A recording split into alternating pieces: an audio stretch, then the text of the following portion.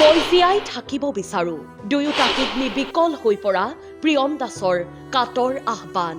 অসমবাসী ৰাইজক এই কওঁ যে তেওঁলোকে অকণমান সহায় মোলৈ আগবঢ়াই ট্ৰান্সপ্লাণ্ট যাতে মোৰ জীৱনটো বচাই তোলে।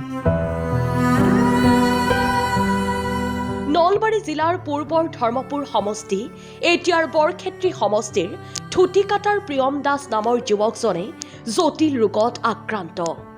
থুটিকাটাৰ এই দুৰ্ভগীয়া পৰিয়ালটোত এতিয়া নামি আহিছে ঘোৰ অমানিশা। আৰ্থিক দুৰৱস্থাৰ বাবে উন্নত চিকিৎসাৰ পৰা বঞ্চিত হৈ পৰিছে দুয়োটা কিডনী বিকল হৈ পৰা প্ৰিয়ম দাস। হাঁহি ধেমালি কৰি থকা ঘৰখনত এতিয়া চকুপানীৰ বন্যা। এসময়ত দিন হাজিৰা কৰা বৃদ্ধ পিতৃৰ পাঁচজনীয়া পৰিয়ালটোৰ দুৰ্ভগীয়া প্ৰিয়ম দাসে ঘৰখনৰ একমাত্ৰ উপাৰ্জনকাৰী আছিল। ২৭ বছৰীয়া প্ৰিয়ম দাসে এতিয়া অসহায় অৱস্থাত বিচনাখনতে শুই থাকিবলগীয়া হৈছে। নতুনকৈ বিয়া পতা প্ৰিয়ম দাসে হঠাতেই অসুস্থ অনুভৱ কৰাত ৫ মাহ আগতেই কিডনী ৰোগৰ কথা অৱগত হয়। পিছত উন্নত চিকিৎসাৰ বাবে হায়দৰাবাদৰ এপলো হাস্পতাললৈ গৈ চিকিৎসা কৰাত দুয়োটা কিডনী বিকল হৈ পৰা বুলি গম পায়। ৩ বছৰে মই প্ৰায় ঘৰখন চলাই আছিলোঁ, কোনোমতে চলাই আছিলোঁ কোম্পানীত কাম কৰি। এতিয়া মই বিচনাত পৰি থাকিব লগা হৈছে। বিয়া হোৱাৰ মোৰ ১ বছৰ হৈছে। সেয়াই যাতে অকণমান সহায় কৰে আৰু। প্ৰথমতে মই নলবাৰীতে দেখালোঁ। নলবাৰীত KFT টেষ্ট হ'ল।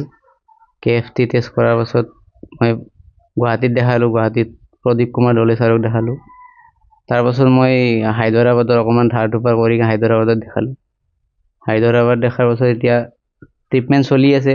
ডক্টৰে ছাজেশ্যন দিছে কিডনী ট্ৰান্সপ্লাণ্ট কৰাৰ কথা কৈছে। পৰিয়ালৰ একমাত্ৰ উপাৰ্জনকাৰী প্ৰিয়ম দাসৰ ঘৰত এতিয়া সৰগ ভাগি পৰিছে। প্ৰিয়ম দাসক অতি সোনকালেই কিডনী সংৰোপণৰ পৰামৰ্শ দিয়ে চিকিৎসকে। কোনোমতে চলি থকা প্ৰিয়ম দাসৰ এতিয়া কিডনী সংৰোপণৰ ব্যয়বহুল চিকিৎসাৰ বাবে সামৰ্থ্য নাই। নলবাৰীৰ থুটিকাটাস্থিত ঘৰখনত এতিয়া ওচৰ চুবুৰীয়াই খবৰ ল'বলৈ আহি কিছু সহায় কৰিছে যদিও সেয়া পৰ্যাপ্ত নহয়।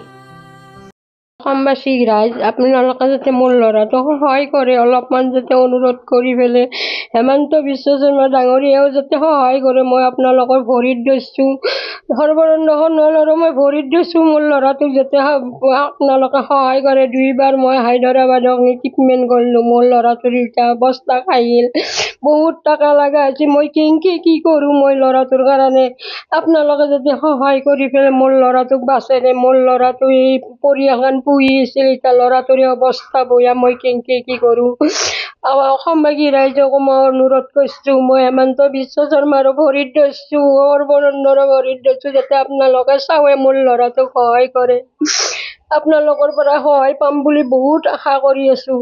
মোৰ এই ডাঙৰ ল'ৰাটো মোৰ এই ঘৰখন চলি আছিল, এতিয়া ঘৰখন মোৰ তাৰমানে নিঠৰুৱা হৈ গৈছে। মই 5টা পৰিয়াল কেনেকৈ পোহজাং, কেনেকৈ কি কৰোঁ না ল'ৰাৰে ট্ৰিটমেণ্ট লওঁ। উন্নত চিকিৎসাৰ বাবে প্ৰায় ২০ লাখৰো অধিক টকাৰ প্ৰয়োজন হ'ব। সেয়েহে এতিয়া প্ৰিয়ম দাসে ৰাজ্যৰ মুখ্যমন্ত্ৰী ডক্টৰ হিমন্ত বিশ্ব শৰ্মা, দল সংগঠনৰ লগতে সমগ্ৰ অসমবাসী ৰাইজক সহায় বিচাৰি কাতৰ আহ্বান জনাইছে। অসমবাসী ৰাইজক এই কওঁ যে তেওঁলোকে অকণমান সহায় মোলৈ আগবঢ়াই ট্ৰান্সপ্লাণ্ট যাতে মোৰ জীৱনটো বচাই তোলে। সন্মানীয় মুখ্যমন্ত্ৰী ডাঙৰীয়া আৰু স্থানীয় বিধায়কসকলক মই সেৱা জনাই ক'লোঁ যে মোক যাতে অকণমান সহায় কৰে।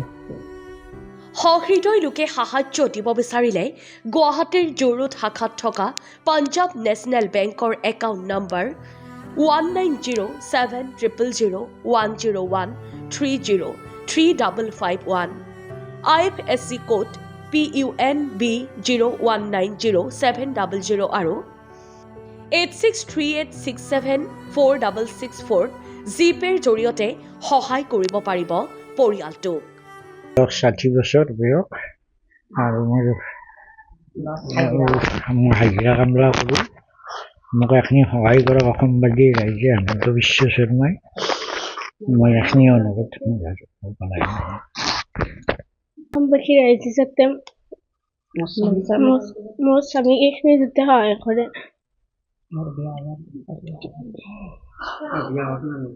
2 বছৰ মোৰ স্বামীক চিকিৎসাৰ কাৰণে যাতে এইখিনি সহায় কৰে মুখ্যমন্ত্ৰী ডাঙৰীয়া জাগৰাৰ পৰা শ্বাহজাহান আলীৰ ৰিপৰ্ট অসম টাইম